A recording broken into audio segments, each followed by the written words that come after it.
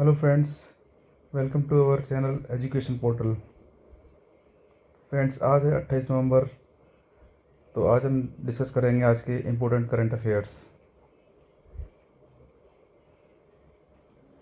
पहले नंबर पर आता है, हाल ही में उत्तर प्रदेश राज्य सरकार ने किस तिथि को नो नॉनवेज डे घोषित किया है?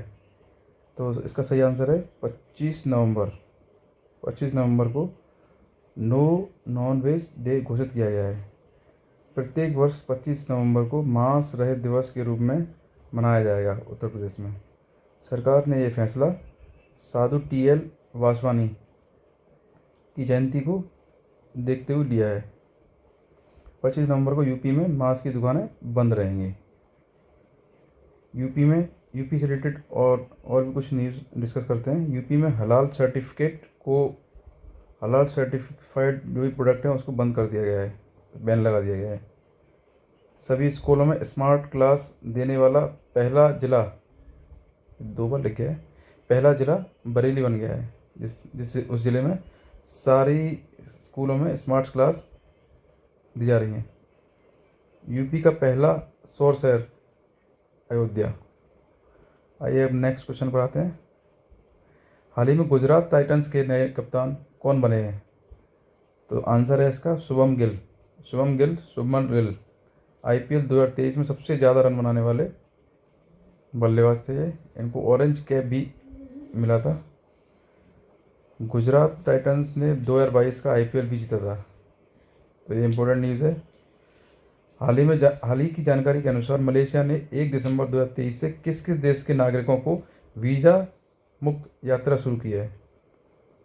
साथियों, सबसे पहले मैं बताना चाहूँगा कि वीज़ा मुक्त यात्रा का मतलब क्या है। वीज़ा मुक्त मतलब जिन देशों में जाने के लिए वीज़ा की ज़रूरत नहीं होगी, केवल पासपोर्ट लेकर ही हम लोग उन देशों को की यात्रा कर सकते हैं। तो हाल ही में जो मलेशिया ने भारत और चीन, इन देशों के लिए 30 दिन के लिए वीज़ा फ्री यात्रा को अलाउ किया गया है। एक और इम्पोर्टेंट न्यूज़ बताना चाहूँगा। भारत 57 देशों की वीज़ा फ्री यात्रा कर सकता है। भारतीय हैं उनको 57 देशों ने अलाउ कर रखा है वीज़ा फ्री यात्रा करने के लिए। कुछ दिनों पहले एक न्यूज़ आई थी, श्रीलंका और थाईलैंड, इन 2 देशों ने भी भारत को वीज़ा फ्री यात्रा देने की घोषणा की थी। नेक्स्ट क्वेश्चन पर आते हैं। हाल ही में न्यूजीलैंड के नए प्रधानमंत्री कौन बनाए गए हैं? तो नए जो प्रधानमंत्री बने क्रिस्टोफर लक्सन को नए प्रधानमंत्री बनाए गए हैं। साथियों, न्यूजीलैंड से जुड़ी कुछ और जानकारी मैं शेयर कर देता हूँ यहाँ पर। न्यूजीलैंड अब ऑस्ट्रेलिया महाद्वीप का हिस्सा नहीं है अभी, क्योंकि जो नया महाद्वीप खोजा गया है, 8वां महाद्वीप बोला गया है, जिसको जीलैंडिया कहते हैं, जो कि 6% भाग पर न्यूजीलैंड है। बाकी 94% जो भाग है इस महाद्वीप का वो जलमग्न है। अब न्यूजीलैंड जीलैंडिया महाद्वीप में आता है, तो ये इम्पोर्टेंट है। न्यूजीलैंड की जो राजधानी है जो वेलिंगटन में है, इसकी मुद्रा है न्यूजीलैंड डॉलर, और महाद्वीप बता चुके हैं जीलैंडिया। नेक्स्ट देखते हैं। हाल ही में अनुराग सिंह ठाकुर द्वारा लॉन्च किए गए खेलो इंडिया पैरा गेम्स 2023 का शुभंकर क्या है? तो शुभंकर जो दिया गया है उज्ज्वला को लॉन्च किया गया है शुभंकर के रूप में। साथियों, खेल मंत्री हैं अनुराग सिंह ठाकुर जी, जो खेल मंत्री हैं। मस्कट जो लॉन्च किया गया है वो गौरैया चिड़िया का ही रूप है। नेक्स्ट, भारत का सबसे बड़ा टाइगर रिजर्व कहाँ स्थापित किया जाएगा? तो भारत का सबसे बड़ा टाइगर रिजर्व मध्य प्रदेश में स्थापित किया जाएगा, दमोह जगह पर, जो कि 400 किलोमीटर एरिया से भी ज़्यादा एरिया में आएगा। ये दमोह, सागर, नरसिंहपुर ज़िले की सीमा को टच करेगा। मध्य प्रदेश में सबसे ज़्यादा 6 टाइगर रिजर्व हैं। सतपुरा, पन्ना, पेंच, कान्हा, बांधवगढ़, संजय धुबरी। तो ये इम्पोर्टेंट है।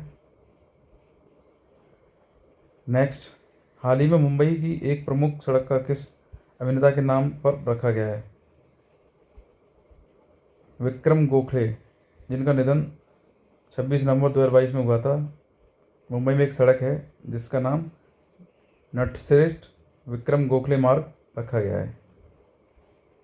नेक्स्ट, हाल ही में ईशो शर्मा ने यूरोपियन योग स्पोर्ट्स चैंपियनशिप में कौन सा पदक जीता है? तो उन्होंने पदक जो जीता है वो है गोल्डन मेडल। ये भारतीय मूल के इंग्लैंड के रहने वाले हैं, 13 वर्ष के हैं मात्र, जिन्होंने यूरोपियन योग स्पोर्ट्स चैंपियनशिप में पदक जीता है। इस चैंपियनशिप का जो आयोजन किया गया था स्वीडन में किया गया था। वर्ष, ये बहुत ही इंपॉर्टेंट क्वेश्चन है, वेरी इंपॉर्टेंट। वर्ष 2023 का बुकर पुरस्कार किसे दिया गया है?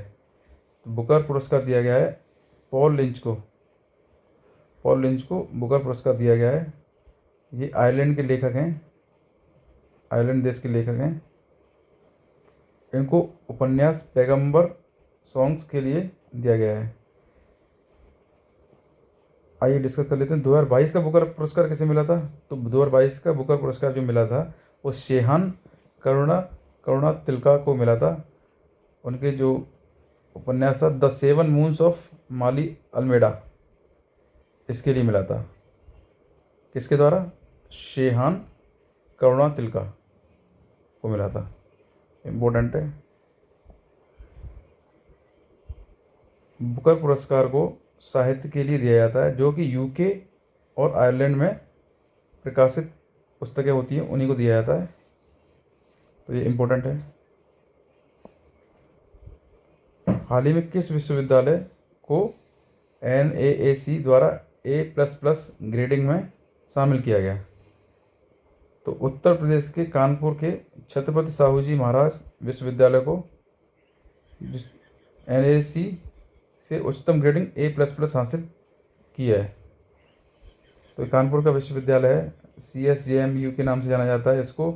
National assessment and accreditation council के द्वारा NAAC के द्वारा इसको उच्चतम ग्रेडिंग, हाईएस्ट ग्रेडिंग है A++ वो मिली है इसको। 617 कॉलेज से संबद्ध हैं, एसोसिएट हैं, है ना। इसको 1966 में स्थापित किया गया था। तो ये थे आज के करंट अफेयर्स। मिलते हैं नेक्स्ट करंट अफेयर्स में, तब तक के लिए थैंक यू, धन्यवाद।